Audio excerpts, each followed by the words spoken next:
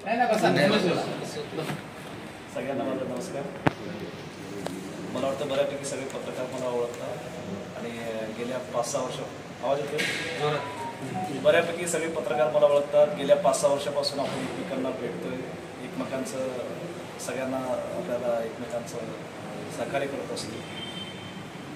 गेले कित्येक वर्ष आपण मार्क फाउंडेशनच्या माध्यमातून महाराष्ट्रभर कागद थोडंसं हातात घेऊन किंवा साईडला ठेवूनच बोलतो, म्हणजे बिंदास बोलता येईल. गेल्या 5-6 वर्षापासून आपण मार्क फाउंडेशनच्या माध्यमातून अख्खी राज्यभर काम करतो आहे. त्याच्यामध्ये बेसिक MPSC UPSCच्या जे काही विद्यार्थी पुण्यामध्ये शिकण्याला येतात त्यांना मदत करणे, अगदी कारण काय असतं ते एक ठराविक काळानंतर घरचे त्यांना मदत करत नाही, त्यांना मदत करणे, पूरग्रस्तांना मदत करणे, हे आपले 4-5 वर्षापूर्वी काम चालू होतं.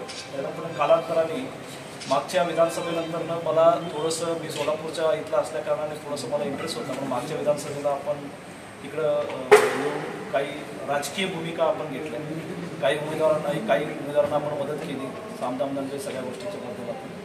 आणि मार्क फाउंडेशनचं आपण स्पेसिफिक ठरवलं किंवा आपण सोलापूर जिल्ह्यामध्ये याचा प्रॉपर उपयोग करावा, कारण ही आपली होम बीच आहे आणि आपली स्वतःची संघटना आहे, सामाजिक संघटना आहे, तर आपण याचं का नाही सोलापूरमध्ये आपण वापर करावा. पण सोलापूरमध्ये मार्क फाउंडेशनचे स्पेसिफिक अक्कलकोट, दक्षिण सोलापूर, उत्तर सोलापूर आणि शहरी भागात आपण बरेचसे शेतकऱ्यांचे प्रश्न असतील, महिला स्वावलंबीसाठी महिलांच्या रोजगारांचे प्रश्न असतील, युवकांना मदत करणे, क्रीडांमध्ये मदत करणे, आंदोलन करणे, अगदी कचऱ्याचे प्रश्न असतील, छोट्या छोट्या समस्यावर आयुक्तांना जाऊन भेटून निवेदन देऊन कामं करून घेणे, त्या एरियातले जे काही अडचणीचं आपण ते केलं.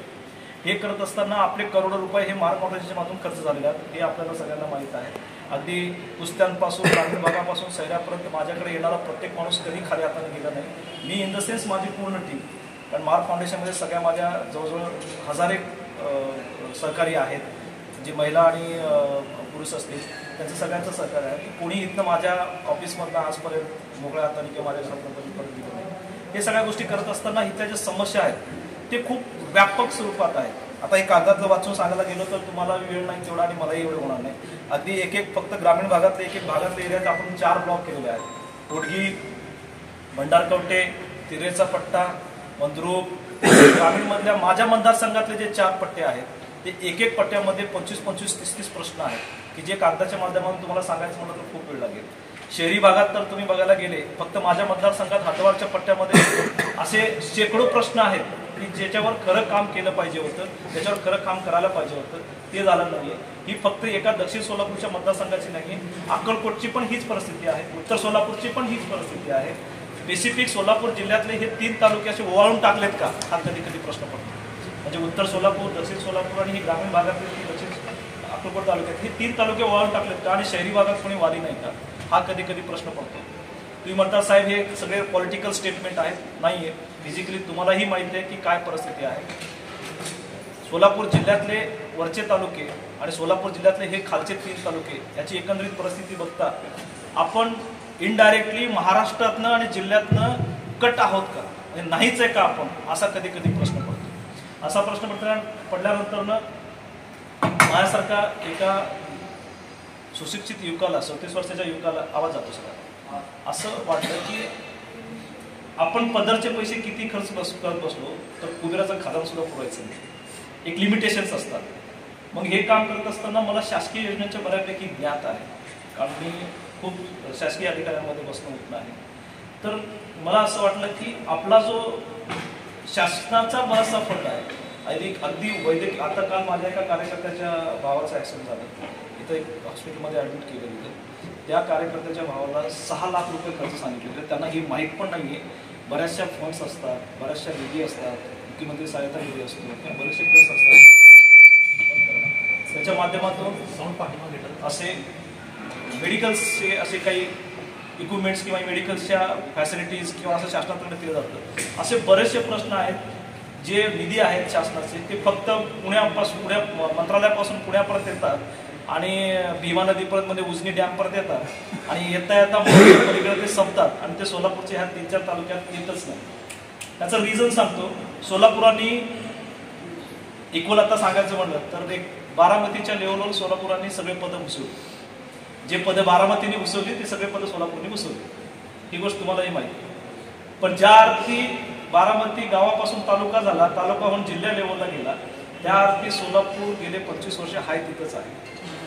बारामतीमध्ये माझे मामा काम करत असताना मी एकदम लहान होतो, अगदी 14-15 वर्षाची. त्यावेळेसची बारामती, आज मी 37 वर्षाचे आहे, आज मी बारामती बघतोय. अगदी ॲडिशनल SP ऑफिस, प्रांत ॲडिशनल कलेक्टर ऑफिस, अगदी सगळ्या शासकीय जे काही कार्यालय जिल्ह्याच्या ठिकाणी असतात ते बारामतीच्या ठिकाणी आहेत. आणि बारामती आणि सोलापूरने सगळी सेम पदं उचलली. मी नाव कोणाची घेणार नाही. तर का सोलापूरची दुरवस्था हा एक प्रश्न पडतो. दुसरं सगळ्यात महत्त्वाचं, पश्चिम महाराष्ट्रात सोलापूर आहे. 1-1.5 वर्षापूर्वी कोल्हापूर विमानतळाचं उद्घाटन झालं. सेम सोलापूर सारखं मॉडिफाय केलं गेलं. असं काय कोल्हापूर विमानतळ नवीन उभा केला, नवीन रनवे उभा केला, नवीन इमारत उभा केली, असं काही नाही झालं. फक्त त्याला रिमॉडिफाय केला. कोल्हापूरचं विमानतळ आणि सोलापूरचं विमानतळ. आज सोलापूरच्या, मला वाटतं 8 दिवसापूर्वी सोलापूरच्या विमानतळाचं उद्घाटन झालं. जस्ट यू कॅन इमॅजिन, तुम्ही फक्त विचार करा. कोल्हापूरच्या विमानतळाला केंद्रीय मंत्री येतो आणि कोल्हापूरच्या विमानाची उद्घाटना करतो. त्यावेळेस जिल्ह्याचा पालकमंत्री असतो, सगळे खासदार असतात, सगळे आमदार असतात, आजूबाजूच्या जिल्ह्यातले आमदार खासदार असतात. आपल्याला बघा वाळून टाकण्यासारखी आपल्याला उद्घाटन, भीक दिल्यासारखी. आपल्या विमानतळाचे उद्घाटन कसं केलं? भीक दिल्यासारखी उद्घाटन केलं. मी बसतो तिकडं, मी उद्घाटन केलं. पालकमंत्री कुठेतरी कॅमेऱ्यात आहे, खासदार तर जागेवर अवेलेबल नाहीये. कुठलाही म्हणजे तिथं उद्घाटनाच्या वेळेस काय असतं की संविधानिक पद ज्याच्याकडे आहे त्या माणसाने ते उद्घाटन करायचं असतं. माझी खासदाराला घेऊन उद्घाटन केलं गेलं. म्हणजे माझी खासदाराला घेऊन उद्घाटन केलं गेलं. बीजेपीचे 3 ते 4 लोक तिथं, आमदार आदल्या दिवशी 2 लोक जातात, तालुका अध्यक्ष जातात आणि दुसऱ्या दिवशी बीजेपीचा एक आमदार स्वतः अवेलेबल नसतो. म्हणजे राज्याचा, देशाचा मंत्री हा पुण्यामध्ये बसून उद्घाटन केलं जातं, पण सोलापूरला यायला त्यांना थांबलो असतो. आम्ही 8 दिवस आम्ही वेट केली ना, 5-6 वर्ष वेट केलं आम्ही, अजून 1 आठवडा थांबलो असतो. येऊन सगळ्यांनी उद्घाटन करायला पाहिजे होतं. म्हणजे आपल्याला भीक दिल्याच्या लेवलनी शासकीय योजना मिळतात आणि भीक दिल्याच्या लेवलनी आपल्या गोष्टी होतात. ह्याच्यामुळं मला असं वाटतं की माझ्यासारखा एक युवक किंवा सामाजिक कार्यामध्ये असणारी पोरं सोलापूर जिल्ह्यातली हे जर पुढे आले नाही तर ह्या लोकांकडनं आपल्याला राजकीय इच्छाशक्ती नसल्या कारणाने सोलापूरचा विकास कुठला हे मी सरळ सगळ्यांवर करतोय. आपण असंच छापावं अशी माझी इच्छा आहे की राजकीय इच्छाशक्ती नसल्या कारणाने सोलापूरचा विकास पूर्णपणे खुंटलेला आहे. ग्रामीण भागातल्या लोकांचा तर काय प्रश्नच येत नाही, कारण माझ्या ग्रामीण भागातले शेतकरी, आजही शेतकरी खूप गरीब लेवलला आहेत. तर त्यांना आमदारांच्या घरापर्यंत जाणं, खासदारांच्या घरापर्यंत जाणं आणि मुंबईपर्यंत पोहोचणं हे त्यांना शक्यच होत नाहीये. जेणेकरून आणि त्यांना ते पोहोचवलं दिलं पण जात नाहीये. अगदी मार्क फाउंडेशनच्या माध्यमातून आम्ही गावागावात आता शाखा ओपन केलं जातोय. तर तिथल्या स्थानिक पुढाऱ्यांकडनं आमच्या मार्क फाउंडेशनच्या लोकांना सांगितलं जातं, अरे तुम्ही कशाला त्यांच्याकडे जाताय, तुम्ही कशाला या सगळ्या गोष्टी करताय. पारंपरिक तेच सरपंच, पारंपरिक तेच जिल्हा परिषद सदस्य, पारंपरिक तेच पंचायत समिती सदस्य, पारंपरिक 25-25-30 वर्ष त्याच घरात सत्ता. मग नाही घेण्यापासून आम्हाला काही अडचण नाहीये. त्यांच्या घरात त्यांच्या पोरांची, त्यांच्या पुतण्यांची, त्यांच्या आजूबाजूच्या पाहुणेरावांची जर खरेच कार्य असेल तर त्यांनी ते घ्यावं. पण फक्त जातीच्या जोरावर, फक्त पैसाच्या जोरावर आणि मागची राजकारणाची हिस्ट्री करून सोलापूरच्या राजकारणातली 30-30 पदं 30-30 घरातली घुसवल्या कारणाने सोलापूरची प्रगती खुंटलेली आहे. हे मी आज तुम्हाला स्पष्टपणे सांगतो.